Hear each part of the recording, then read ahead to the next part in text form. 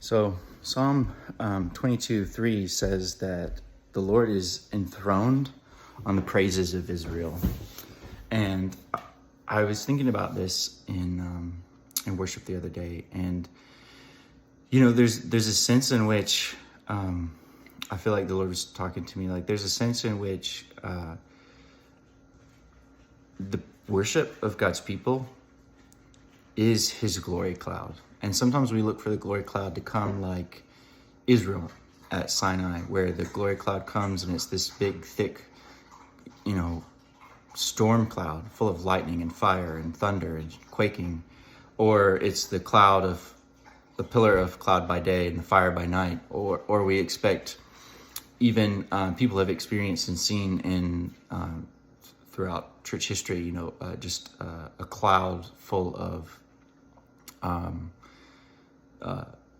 gold flakes or whatever, and different experiences where we've seen the glory cloud or the Shekinah glory, and that's all great. But there's this real sense, I think, in which these manifestations are actually just a type, just a symbol, just a symbolic representation of the real glory cloud of God, and that is the praises of His people. It's the worship of His people.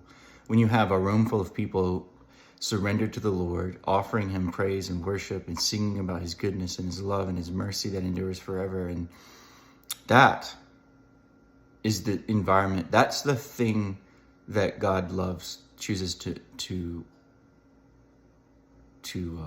wrap around Himself. That's the garment of praise that He wants to put on. And what I think is so wonderful about this is you have God who is holy, holy, holy, and He deserves all the glory, all the praise. And He could choose to glorify Himself in any way. But the way that He chooses to glorify Himself is to take our feeble, humble, sometimes inadequate, let me rephrase that, always inadequate praise, to take our sometimes at least pathetic attempts at giving Him thanks and praise and honor, and our He takes our hearts and chooses that as His glory. And there's something wonderful about that, in that we know that it's not enough. We know that our gratitude is not enough. We know that our worship is not enough. It's never completely pure. It's never entirely devoted. It's never really everything that it ought to be, everything that He deserves. But that's the thing He chooses. That is wonderful. But also, there's another side to it, in that Christ's sacrifice wasn't for nothing. And because of His blood, we are made worthy, and our praise does become worthy. Our worship does become worthy because of the price He paid, because of His sacrifice, because we are united with Him. We are worthy, and our worship is pure.